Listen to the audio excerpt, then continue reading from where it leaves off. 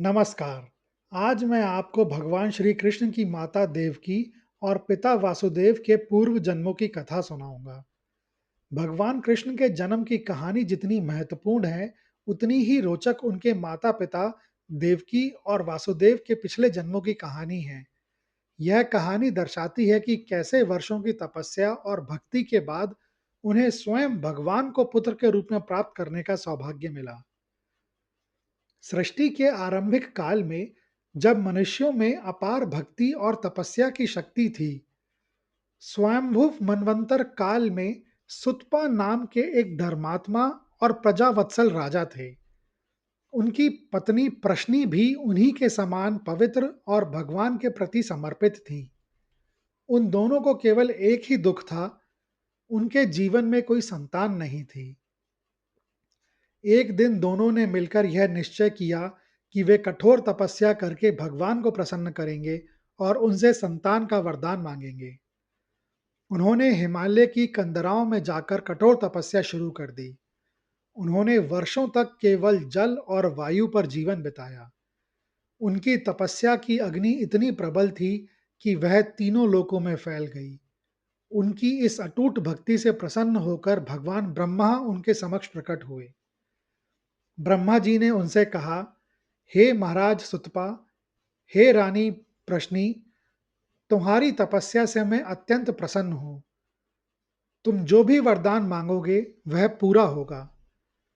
राजा रानी ने ब्रह्मा जी को प्रणाम किया और उनसे कहा, हे भगवान, हमें आप जैसा ही तेजस्वी, ज्ञानी और पराक्रमी पुत्र चाहिए। ब्रह्मा जी मुस्कुराए और बोले, हे वत्स, तुम मुझसे एक ऐसा वरदान मांग रहे हो जो मैं स्वयं भी नहीं दे सकता। मेरे समान इस सृष्टि में दूसरा कोई नहीं है, परंतु तुम अपनी आराधना जारी रखो। यह कहकर ब्रह्मा जी अंतर्ध्यान हो गए। राजा रानी निराश नहीं हुए। उन्होंने सोचा कि अगर ब्रह्मा जी भी यह वरदान नहीं दे सकते, तो हमें उस परमपिता की तपस्या करनी चाहिए जो स्वयं ब्रह्मा जी के भी पूज्य हैं। इसके बाद उन्होंने भगवान विष्णु की आराधना शुरू कर दी। कई वर्ष बीत गए और अंततः भगवान विष्णु अपनी चार भुजाओं वाले भव्य रूप में उनके समक्ष प्रकट हुए। उन्होंने सुतपा और प्रश्नी से कहा, मैं तुम्हारी भक्ति से बहुत प्रसन्न हूँ। तुम जो चाहे वरदान मांग सकते हो। राजा रानी ने भगवान विष्णु को प्रणाम किया और उनसे कहा, हे भगवान, हमें आप जैसा ही तेजस्वी, ज्ञानी और पराक्रमी पुत्र चाहिए। भगवान मुस्कुराए और बोले, तुमने मुझसे मेरे समान पुत्र मांगा है और मेरा जैसा कोई और नहीं है। इसीलिए मैं स्वयं ही 3 जन्मों तक तुम्हारे पुत्र के रूप में जन्म लूंगा।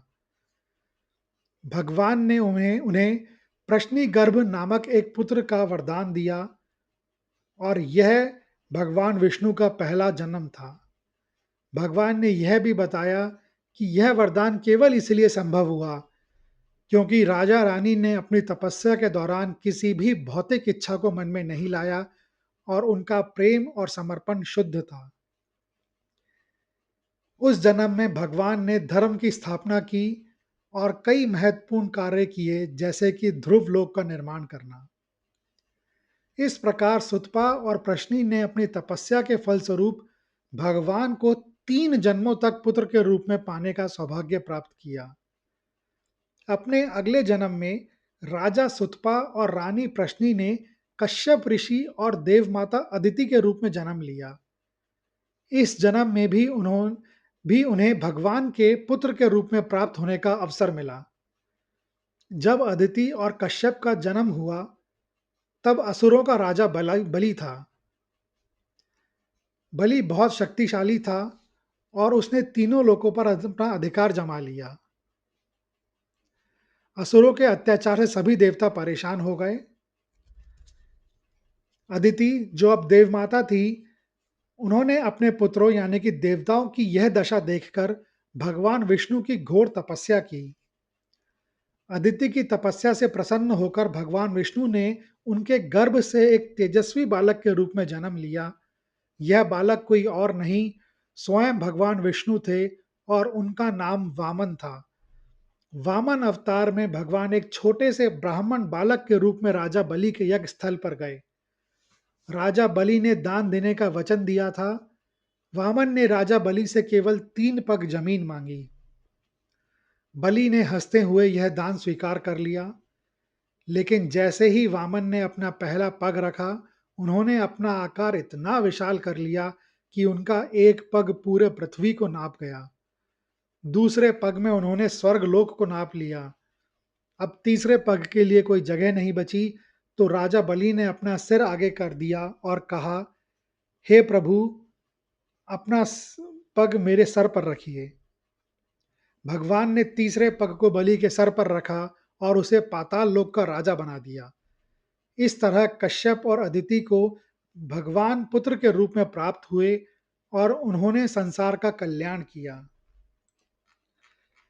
भगवान के वचन के अनुसार अपने तीसरे जन्म में कश्यप ऋषि और अदिति ने वासुदेव और देवकी के रूप में जन्म लिया। उस समय मथुरा का राजा कंस था। देवकी जब बड़ी हुई तो कंस ने अपनी बहन देवकी का विवाह वासुदेव से तय किया। कंस अपनी बहन देवकी को बहुत प्रेम करता था। जब वह देवकी का विवाह वासुदेव से करवा रहा था, तभी एक भविष्यवाणी हुई। हे कंस, जिस देवकी को तू इतना प्यार करता है, उसी का 8वां पुत्र तेरा वध करेगा। इस भविष्यवाणी को सुनकर कंस ने देवकी और वासुदेव को कारागार में डाल दिया।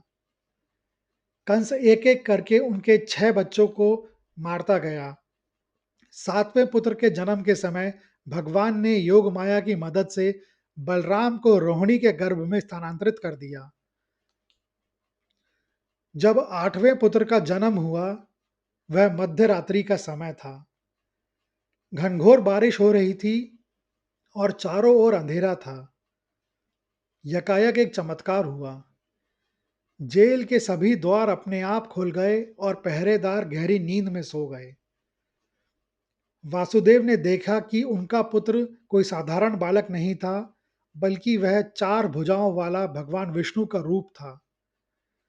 भगवान ने वासुदेव और देवकी को उनके पिछले जन्मों की याद दिलाई और कहा, तुम्हारी 3 जन्मों की तपस्या पूरी हो गई और मैं अब तुम्हारे पुत्र के रूप में आया हूँ। भगवान ने वासुदेव को आदेश दिया कि वह उन्हें गोकुल में नंद बाबा और यशोदा के घर छोड़ाएं। भगवान ने अपना रूप एक सामान्य बालक में बदल लिया। इस प्रकार राजा सुतपा और रानी प्रश्नी की तपस्या सफल हुई और उन्हें भगवान एक नहीं 3 3 जन्मों में पुत्र के रूप में प्राप्त हुए। यह कहानी हमें बताती है कि सच्ची भक्ति और धैर्य का फल हमेशा मिलता है। पर आपके मन में भी एक प्रश्न अभी भी हो सकता है कि वासुदेव और देवकी को इतना कष्ट क्यों सहना पड़ा? उन्हें कारावास में क्यों रहना पड़ा? उन्हें अपने इतने सारे पुत्रों का की मृत्यु क्यों देखनी पड़ी? तो इसका जवाब उनके पूर्व जन्मों के कर्मों में छिपा है। वासुदेव पिछले जन्म में कश्यप ऋषि थे और देवकी अदिति थी। कश्यप ऋषि की 2 पत्नियां थीं, दिति और अदिति। एक बार दिति ने कश्यप ऋषि से एक शक्तिशाली पुत्र की कामना की जो इंद्र को हरा सके। कश्यप ने उसे तपस्या करने को कहा। यह बात इंद्र तक पहुंच गई।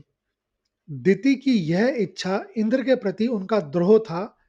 दिति चाहती थी कि उनका पुत्र इंद्र का वध कर दे। जब दिति इस पुत्र को पाने के लिए तपस्या कर रही थी, इंद्र ने अपनी माता अदिति के कहने पर द्रोह का बदला लेने की योजना बनाई। इंद्र ने चुपके से दिति के गर्भ में प्रवेश किया और अपने वज्र से उस गर्भ के 7 टुकड़े कर दिए।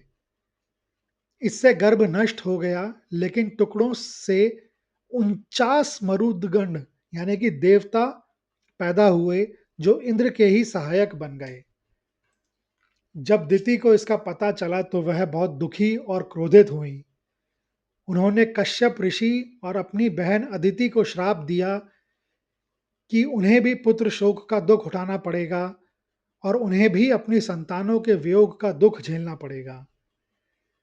यह श्राप 28वें द्वापर युग में फलीभूत हुआ, जब कश्यप ऋषि ने वासुदेव के रूप में और अदिति ने देवकी के रूप में जन्म लिया। इस प्रकार वासुदेव और देवकी के पिछले जन्मों में हुए कर्म और श्राप के कारण ही उन्हें कारागार में रहना पड़ा और अपने पुत्रों को खोने का असहनीय दुख झेलना पड़ा। यह कहानी सुनने के लिए धन्यवाद। अगर आपको यह कहानी अच्छी लगी हो तो कृपया इस वीडियो को ज़्यादा से ज़्यादा लोगों के साथ शेयर करें, लाइक करें व चैनल को सब्सक्राइब करें। कमेंट्स बॉक्स में लिखें जय श्री कृष्ण।